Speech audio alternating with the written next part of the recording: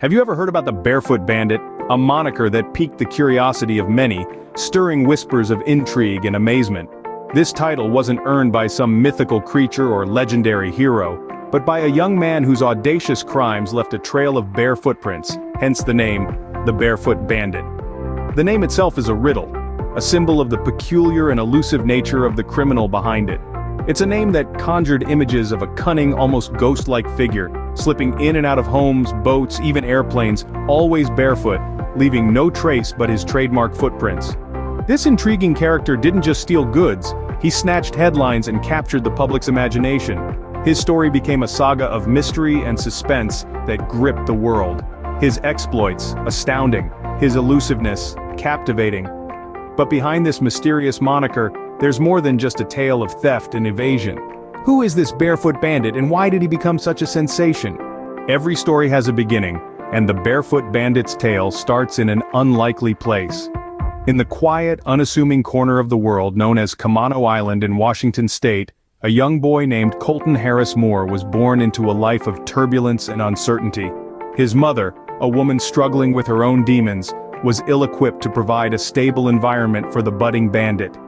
His home was a dilapidated trailer, where food was often scarce, and comfort was a luxury they could scarcely afford. This troubled upbringing would lay a shaky foundation for Harris Moore's future. Colton's educational journey was a rocky one, marked by frequent absences and a lack of focus. His interests lay elsewhere. As early as 7, he began to exhibit a knack for thievery, starting with small, seemingly inconsequential items. His petty thefts soon escalated into breaking into homes and businesses, his bare feet leaving no trace of his intrusions. By his early teens, Harris Moore's crimes had escalated in audacity and scale. He was no longer satisfied with mere trinkets and cash. His ambitions now included cars, boats, and even airplanes. His daring escapades earned him the moniker, the Barefoot Bandit, a nickname that would soon be known across the globe. But what drove this young man to such a life of crime? Some attribute it to his tumultuous upbringing, while others speculate it was a thirst for adventure, a desire to escape from the confines of his bleak existence. Whatever the reason, these early crimes were just a stepping stone for Harris Moore, a gateway into a world of high-risk, high-reward banditry. Colton Harris Moore's early life and crimes serve as a window into the mind of the Barefoot Bandit. It provides a glimpse of the complex tapestry of circumstances and choices that shape a person's life and their decisions. It paints a picture of a young boy who, faced with adversity and hardship, chose a path that led him down a road of infamy. Yet these early crimes were just a prelude to his audacious future exploits. As Colton's crimes grew bolder, so did his infamy. In the audacious chronicles of the Barefoot Bandit, a few escapades stand out, not just for their audacity, but for their sheer incredibility. Let's take a moment to delve into some of these extraordinary feats that have cemented Colton's place in modern folklore. Firstly, we must touch on the theft of an airplane. Yes, you heard that right. Colton didn't just steal cars or boats, he set his sights higher, quite literally. Despite having no formal flight training, he managed to steal, fly, and land several small planes. This feat is mind-boggling to say the least. Then, there's the matter of the boats. The Barefoot Bandit was not content with just ruling the airways, he also wanted dominion over the waterways. He stole high-speed boats, skimming across the water at breakneck speed, outpacing even the most determined of law enforcement.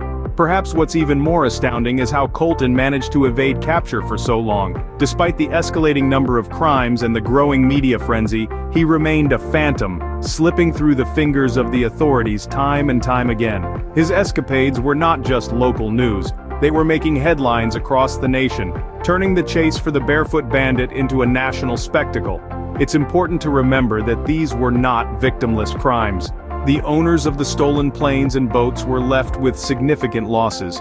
But the audacity of these crimes, the sheer boldness of the bandits' actions, had an undeniable allure. People were captivated by this modern-day outlaw, this audacious youth who seemed to be playing a high-stakes game of cat and mouse with the authorities.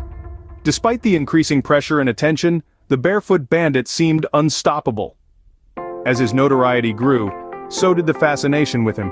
The Barefoot Bandit was not just a criminal, he was a symbol, a living legend, a testament to the audacity of the human spirit in the face of adversity. But as with all crime sprees, the end was inevitable. Our story now takes a turn as fate begins to close in on the elusive Barefoot Bandit. Colton's audacious escapades had caught the attention of not just local law enforcement but federal agencies as well. The FBI, the U.S. Marshals, and even Homeland Security were now hot on his trail. The once relatively unknown Bandit had become America's most wanted teenager.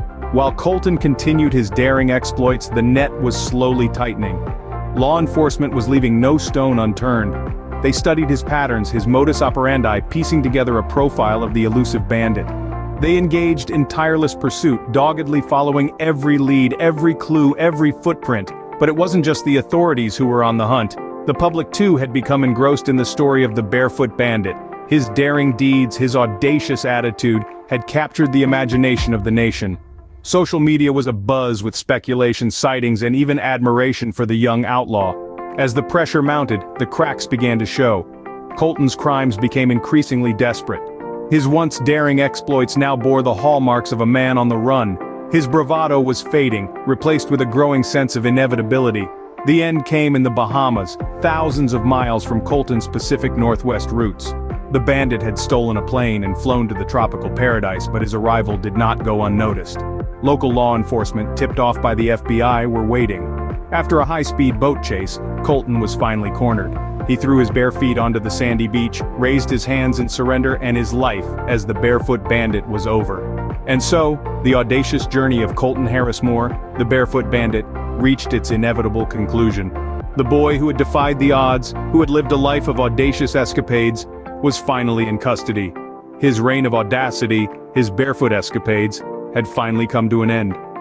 The Barefoot Bandit's reign of audacity had finally come to an end. In the wake of his capture, the Barefoot Bandit left a lasting impact. The saga of Colton Harris Moore, the teenager who evaded authorities barefoot across the United States and beyond, came to its inevitable conclusion. In the aftermath of his arrest, the wheels of justice began to turn. Colton's trial was a spectacle, drawing attention from all corners of the globe. Here was the audacious youngster who had committed a myriad of crimes, yet had also captivated the world with his audacity and resourcefulness. Pleas were entered, and a sentence was handed down. The Barefoot Bandit was to spend more than 7 years in prison, a stark contrast to the freedom he had so brazenly sought. But the story does not end with the gavel's fall.